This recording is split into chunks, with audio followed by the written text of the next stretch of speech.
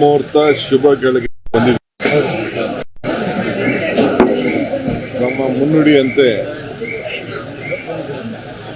ಗಂಗಾ ಮಾತೆ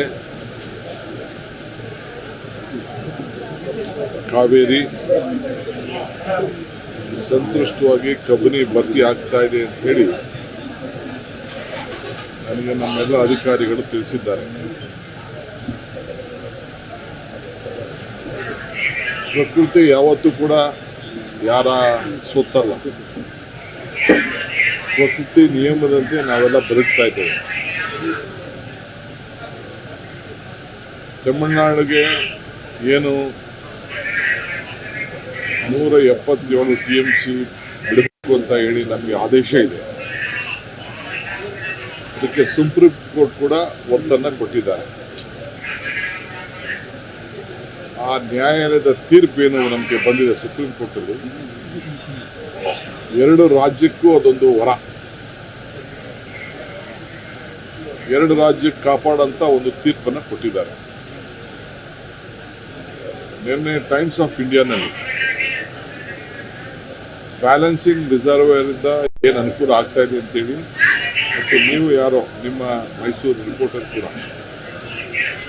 ಅದ್ರ ಬಗ್ಗೆ ಒಂದು ವಿಶೇಷಣೆಯನ್ನು ಕೊಟ್ಟಿದ್ದಾರೆ. ಇವತ್ತು ನನ್ನ ಸ್ನೇಹಿತರುಗಳು ಸಂಘಟನೆಗಾರರು ಹೋರಾಟ ಮಾಡ್ತಾ ಇದ್ದಾರೆ, ಬಂದ್ ಮಾಡ್ತೀವಿ ಅಂತ ಹೇಳ್ತಾ ಇದ್ದಾರೆ. ಪ್ರಜಾಪ್ರಭುತ್ವ ವ್ಯವಸ್ಥೆಯಲ್ಲಿ ಹೋರಾಟ ಎಲ್ಲರ ಹಕ್ಕು. ನಾವು ಯಾರು ಹೋರಾಟ ಕೂಡ ಬೇಡ ಅನ್ನೋದಿಲ್ಲ. ಆದರೆ ಹೋರಾಟಕ್ಕೆ ಹಿನ್ನೆಲೆ ಇರಬೇಕು. ಬರೀ ಮಾಧ್ಯಮದ ಒಂದು ಆಸ್ತಿ ಆಗಬಾರ್ದು.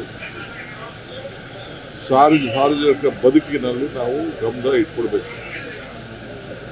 ಯಾರ ಆಸ್ತಿ ಪಾಸ್ತಿಗಳಿಗೆ ತೊಂದರೆ ಆಗೋದಾದ್ರೆ ನ್ಯಾಯಾಲಯಗಳು, ಸರ್ಕಾರಗಳು ಯಾವ ಕಾರಣಕ್ಕೂ ಒಪ್ಪುವುದಿಲ್ಲ. ಅದಕ್ಕೆ ನಾನು ಮನವಿ ಮಾಡಿಕೊಂಡಿದ್ದೇನೆ, ಇವೆಲ್ಲ ದಯವಿಟ್ಟು ಕೈ ಬಿಡಿ ಅಂತ. ಈಗ ನಾನು ನೀರು ಬಿಡೋದು ಬೇಡ ಅಂತ ನಾನು ತೀರ್ಮಾನ ಮಾಡ್ತೀನಿ ಅನ್ಕೊಳ್ಳೋಣ. ನಾಳೆ ನಮ್ಮ ಸ್ನೇಹಿತರುಗಳೆಲ್ಲ ಏನು ತೀರ್ಮಾನ ಹೇಳ್ತಾರೋ ಅದು ಬೇರೆ ವಿಚಾರ. ಅವ್ರ ಮಾತಿಗೆ ನಾವು ಗೌರವ ಕೊಡಬೇಕು, ಎಲ್ಲ ನಾವು ಆಹ್ವಾನಿಸಿದ್ದೇವೆ. ಬಿಜೆಪಿಯ ಮಂತ್ರಿಗಳು ಮತ್ತು ಸಂಸತ್ ಸದಸ್ಯರು ಪಾಪ ದೆಹಲಿಯಲ್ಲಿ ಬಂದು ಸೆಂಟ್ರಲ್ ಮಿನಿಸ್ಟರ್ನ ಭೇಟಿ ಮಾಡಿ ಅವತ್ತಿನ ಪರಿಸ್ಥಿತಿಗೆ ಯಾವ ರೀತಿ ತೊಂದರೆ ಇತ್ತು ಅನ್ನೋದನ್ನು ಪಾಪ ಅವರು ಕೂಡ ಸಹಕಾರ ಕೊಟ್ಟಿದ್ದಾರೆ. ಪ್ರಹ್ಲಾದ್ ಜೋಶಿ ಅವರ ಮುಖಂಡತ್ವದಲ್ಲಿ ನಾನು ಶೆಟ್ಟರ್ ಅವ್ರಿಗೆ, ಬೊಮ್ಮಾಯಿಯವ್ರಿಗೆ, ಸಿದ್ದರಾಮಯ್ಯನವ್ರಿಗೆ ಎಲ್ಲರೂ ಕೂಡ ನಾನು ಏನು ವಾಸ್ತವಾಂಶ ಏನಿದೆ ಅಂತ ನಾನು ತಿಳಿಸಿದ್ದೇನೆ. ಅವರು ಅವರ ಪ್ರಾಮಾಣಿಕವಾದ ಪ್ರಯತ್ನವನ್ನು ಅವ್ರು ಮಾಡಿದ್ದಾರೆ. ಆದರೆ ಸೆಂಟ್ರಲ್ ಅಥಾರಿಟಿ, ಮ್ಯಾನೇಜ್ಮೆಂಟ್ ಅಥಾರಿಟಿ ಅವರು ಕೂಡ ಯಾವ್ದಾವುದು ಡ್ಯಾಮ್ಗಳಲ್ಲಿ ಎಷ್ಟೆಷ್ಟು ನೀರು ಬರ್ತಾ ಇದೆ ಅಂತ ಹೇಳಿ ಅವ್ರಿಗೆಲ್ಲ ಮಾಹಿತಿ ಇದೆ. ಯಾರನ್ನು ಮುಚ್ಚಿ ಇಟ್ಕೊಳ್ಳಿಕ್ಕೆ ಸಾಧ್ಯ ಇಲ್ಲ. ನಿಮಗೆ ಬೇರೆ ಸಂದರ್ಭಕ್ಕೂ ಈಗ ಕೊಟ್ಟಿರೋದು ನಿಮ್ಗೆ ಅರ್ಧನೂ ಕೊಟ್ಟಿಲ್ಲ ಅಂತ ಹೇಳಿ ಅವರು ನಮ್ಮ ಅಥಾರಿಟಿಲಿ ನಮ್ಮ ಅಪ್ಲಿಕೇಶನ್ ಬಿಡುಗಡೆ ಯತೀಂದ್ರಾಗ್ಲಿ ಸಂಘಟಕರಾಗ್ಲಿ ಇವೆಲ್ಲ ಹೇಳಿದ್ರೆ ನೀರನ್ನ ಹಿಡ್ಕೊಳಕ್ ನಮ್ಗೆ ಆಗುದಿಲ್ಲ. 1 ಗಂಟೆ 1.5 ಗಂಟೆನೋ ತುಂಬುತ್ತಾ ಇದೆ ಅಂತೇಳಿ ನನಗೆ ಬಂದಿದೆ. ಇಡ್ಲಿಕ್ಕೆ ಸಾಧ್ಯನೇ? ಹೋರಾಟಗಾರರು ಹೋಗಲ್ಲಿ ಮಲಗ್ಲಿಕ್ಕೆ ಸಾಧ್ಯನೇ? ಹಂಗಂತ ನೀರು ಬಿಡುದಿಲ್ಲ ಅಂತೇಳಿ ದಯವಿಟ್ಟು ಹೋರಾಟಗಾರರು ಯಾರು ಹೋಗಬಾರ್ದು, ಅಲ್ಲಿ ನೀರನ್ನ ಹಿಡ್ಕೊಳಕ್ಕೂ ಪ್ರಯತ್ನ ಪಡಬಾರ್ದು. ನೀರು ಇಟ್ಕೊಂಡ್ರೆ ನಾವೆಲ್ಲ ಕೊಚ್ಚೊಂಟೋಗ್ತೀವಿ. ನ್ಯಾಯಾಲಯಕ್ಕೂ ಗೌರವ ಕೊಡಬೇಕು, ರೈತರನ್ನು ಬದುಕಿಸ್ಬೇಕು. ಈ ರಾಜ್ಯದ ರೈತರ ಹಿತ ಕಾಪಾಡಲು ಬಂಗಾರಪ್ಪನವ್ರ ಕಾಲದಿಂದ, SM ಕೃಷ್ಣವ್ರ ಕಾಲ, ಸಿದ್ದರಾಮಯ್ಯನವ್ರ ಕಾಲ ಮತ್ತು ದೇವೇಗೌಡರು ಕಾಲ ಹಿಡಿದು ಬಿಜೆಪಿ ಸರ್ಕಾರದಾಗ ಇಂಥ ಸಂಕಟದಲ್ಲಿ ಅವರು ಅನೇಕ ತೀರ್ಮಾನಗಳನ್ನು ರಾಜ್ಯದ ತೆಗೆದುಕೊಂಡಿದ್ದಾರೆ. ನಾನು ಅವ್ರು ಮಾಡಿದ ಸರಿ ಇಲ್ಲ, ನಾವು ಮಾತ್ರ ಮಾಡಿದ ಸರಿ ಅಂತ ನಾನು ಹೇಳಲಿಕ್ಕೆ ನಾನು ತಯಾರಿಲ್ಲ. ಬಟ್ ಒಂದು ನಮಗೊಂದು ದೊಡ್ಡ ಜಯ ಸುಪ್ರೀಂ ಕೋರ್ಟ್ ಕೊಟ್ಟಿದೆ.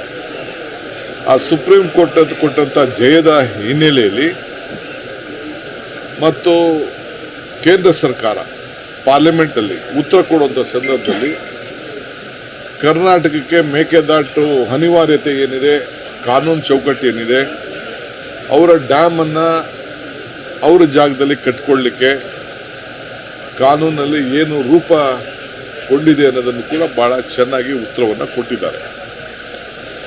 ನಾನು BJPಯವರು ಅವ್ರ ರಾಜಕಾರಣಕ್ಕೆ ಬಂದು ಪಾಪ ಅವರು ಪ್ರಯತ್ನ ಮಾಡ್ತಾ ಇರ್ಬೋದು. ಕುಮಾರಸ್ವಾಮಿಯವರ ಸ್ಟೇಟ್ಮೆಂಟ್ ಕೂಡ ನಾನು ಗಮನಿಸಿದ್ದೇನೆ. ತಮಿಳುನಾಡಿನ ಸಂಸತ್ ಸದಸ್ಯರು ಮತ್ತು ಅವ್ರ ಪಾರ್ಟಿಯವರು, ವಿವಿಧ ಪಾರ್ಟಿಯವರು, ಅವರ ರಾಜಕೀಯದ ಅಸ್ತಿತ್ವಕ್ಕೆ ಅವ್ರದ್ದು ಒಂದು ಹೋರಾಟ, ಅವರೂ ಕೂಡ ಎಲ್ಲ ಅರಿವಿದೆ. ಅವರೇ ಒಂದು ಕಾಲದಲ್ಲಿ ನಿಮ್ಮ ರಾಜ್ಯದ ಸುಪತ್ನಲ್ಲಿ ನೀವು ಕಟ್ಕೊಳ್ಳೋಕ್ಕೆ ನಮ್ಮದೇನು ತೊಂದರೆ ಇಲ್ಲ ಅಂತೇಳಿ ಒಂದು ಕಾಲದಲ್ಲಿ ಕೆಲವರು ಹೇಳಿಕೆ, ಅಫಿಡವಿಟ್ ಕೂಡ ಕೊಟ್ಟಿದ್ದೆಲ್ಲ ದಾಖಲೆ ಇವತ್ತು ಉಳ್ಕೊಂಡಿದೆ. ಇವೆಲ್ಲ ಹಿನ್ನೆಲೆಯಲ್ಲಿ ಒಂದು ಸುಪ್ರೀಂ ಕೋರ್ಟ್ ತೀರ್ಮಾನ ಮಾಡಿದೆ.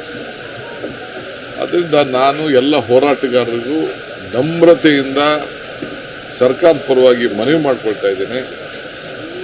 ಮಾಧ್ಯಮ ನಿಮಗೆ ಪ್ರಚಾರ ಕೊಡ್ತಾ ಇದೆ, ಸಾಕು.